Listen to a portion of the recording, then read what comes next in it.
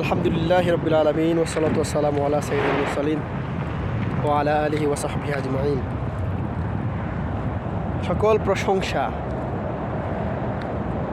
রব্বুল আলমিনের জন্য, যিনি এ কুল কায়নাতের মালিক,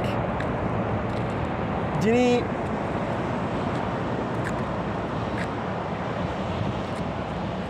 সৃষ্টি করেছেন একাধিক মাখলুক। সেই রব্বুল আলমিনের শুকরিয়া আদায় করছি আলহামদুলিল্লাহ। আল্লাহর অশেষ মেহেরবানিতে আমরা সৌদি এসে পৌঁছেছি আলহামদুলিল্লাহ। আমি আমার অভিজ্ঞতা থেকে জিনিস বলতে চাই, এটা সম্পূর্ণ আল্লাহ রাব্বুল আলমিনের হুকুমের ব্যাপার স্যাপার রয়েছে। বাংলাদেশের প্রাইম মিনিস্টার যখন কোনো বাংলাদেশের কাউকে ইনভাইট করে, তখন সে একরকমের খুশি হয়। কানাডার প্রেসিডেন্ট তার জনগণের কাউকে ডাকলে সে এক রকমের খুশি হয়, তাকে ইনভাইট করলে সে ওই রকমই খুশি হয়। আমাদেরকে ইনভাইট করেছেন আমাদের রব, আমাদের আল্লাহ। ওনার বাড়িতে গিয়ে উপস্থিতি লাব্বাইক আল্লাহুম্মা লাব্বাইক বলার এই যে তৌফিক দিয়েছেন, এটাই সবচেয়ে বড় প্রাপ্য, সবচেয়ে বড় পাওয়া।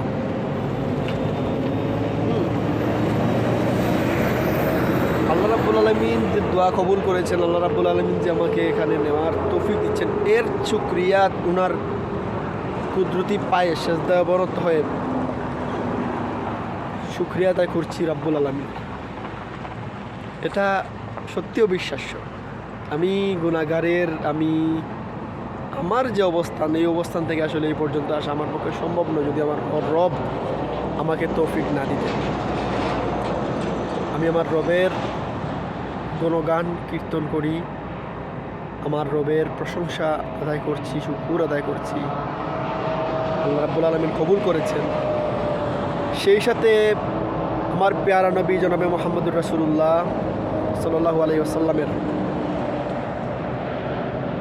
উনার রোজায় যাওয়ারও আল্লাহ রাব্বুল আলামিন তৌফিক দিবেন ইনশাআল্লাহ। আমরা অনেক সময় গানে গজলে বলি, খেয়ে যাইবারে ভাই মদিনাতে, কে যাবে মদিনাতে, নৌকায় বলো, বিমানে বলো, গাড়িতে বলো, আমার সালাম আমার নবীর কাছে পৌঁছাইয়া দিবে। আমি ওদমের টাকা নাই, পয়সা নাই, করি নাই, যাওয়ার তৌফিক নাই। অনেকে এরকম বলেন, আমরা একসময় বলতাম আলহামদুলিল্লাহ। তো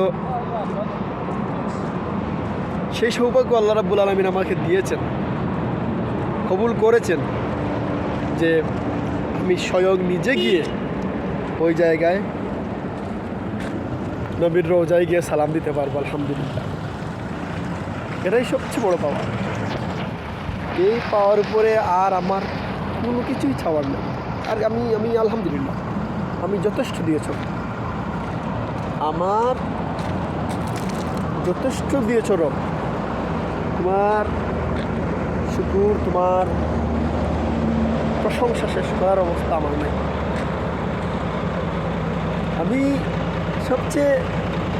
আমার সবচেয়ে খুশির ব্যাপার হচ্ছে,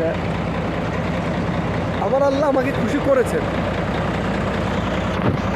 আমার আল্লাহ রাব্বুল আলামিন আমাকে খুশি করেছেন, কিন্তু আমি ওনাকে খুশি করতে পারতেছি না। আমার এই ক্ষমতা, এই অবস্থা নাই। আমাকে প্রতিনিয়ত বারবার শয়তানের দুকায় পড়তে হচ্ছে। তাই আমি আমার রবের কাছে ওটাই প্রার্থনা করি, আল্লাহ রাব্বুল আলামিন যেন শয়তানের ওয়াসওয়াসা থেকে আমাদের সবাইকে বাঁচিয়ে রাখে। আমি চেয়েছি, রব আমি তোমার বাড়িতে যাব। আমার রব আমার প্রতি খুশি হয়েছেন। এই দেখেন আসমান, এত বড় আসমানের মধ্যে আমি আকাশ থেকে তো যদি স্যাটেলাইট থেকে যদি আমাকে দেখে, তাহলে তো আমার অস্তিত্ব নেই। আমাকে যদি স্যাটেলাইট থেকে দেখা হয়, তাহলে তো আমার অস্তিত্বই নেই। ওই জায়গায় আমার রব এত বড় বড় জিনিস থাকতে আমাকে যে দেখেছেন, আমাকে যে খেয়াল করেছেন, আমি ওটাই শুকরিয়া আদায় করি। আমার দোয়া যে কবুল করেছেন, এটাই আমি শুকরিয়া আদায় করি আল্লাহ রাব্বুল আলামিনের কাছে। আজকে এই পর্যন্ত আসতে পেরেছি ওনার দয়ায়, ওনার রহমে, ওনার করমে। নাহলে তো আমার ক্ষমতা নেই, এই পর্যন্ত আসার আমার কোনো ক্ষমতাই নেই। উনি আমাকে এই সুযোগ দিয়েছেন, শুক্রিয়া আদায় করি আল্লাহ। এই যে বললাম, আমার সবচেয়ে বড় খুশি হচ্ছে যে আমার রব আমাকে খুশি করেছেন। তো আমার সবচেয়ে বেশি মজার ব্যাপার হচ্ছে এটা যে আমি প্রায় সময় বলতাম, আল্লাহ আমি তো তোমার বাড়িতে যাব, মদিনায় যাব, মক্কায় যাব, মদিনায় যাব, তোমার বাড়ি দেখবো, তোমার গড় দেখবো, যেখানে একাধিক নবী রাসূলের পদচারণ রয়েছে। তার মধ্যে সর্বশ্রেষ্ঠ মহামানব জনাবে মুহাম্মদুর রাসূলুল্লাহ সাল্লাল্লাহু আলাইহি ওয়াসাল্লামের পদচারণা রয়েছে এখানে, আদম আলাইহিস সালামের রয়েছে, সব মোটামুটি অনেক সকল নবী রাসূলের পদচারণা রয়েছে। তো সেই জন্য আল্লাহ রাব্বুল আলামিনের শুকরিয়া আদায় করছি। আল্লাহ যে ওনাদের পদচারণায় যে দুলাগুলা উড়েছে, ওই দুলাগুলার ছোঁয়া লাগানোর জন্য আল্লাহ যে কবুল করেছেন, এটাই শুকরিয়া আল্লাহ রাব্বুল আলামিনের। এটাই সবচেয়ে বড় কৃতজ্ঞতা আল্লাহ রাব্বুল আলামিনের কাছে। আমি ভাষায় প্রকাশ করার মতো না। আমি মনে করি দুনিয়ার সবচেয়ে সুখ শান্তি যদি থেকে থাকে, তাহলে প্রত্যেকে একবার হলেও একবার মক্কায় আসেন, সৌদিতে আসেন, মক্কায় আসেন, মদিনায় আসেন, এসে দেখে যান। আমার মনে হয় আল্লাহ রাব্বুল আলামিন অশান্তির জন্য ডাক্তারের কাছে যেতে হবে অবশ্যই, তবে একবার ওই জায়গায় আসার প্রয়োজন। মনের প্রশান্তির উপরে দুনিয়ার কোনো ঔষধ নেই। মনের প্রশান্তির জন্য একটা প্রসিদ্ধ জায়গার প্রয়োজন। এর জন্য আমি সবাইকে বলবো, আপনারা একবার মদিনায় আসেন, মক্কায় আসেন, মক্কায় আসেন, মদিনায় আসেন।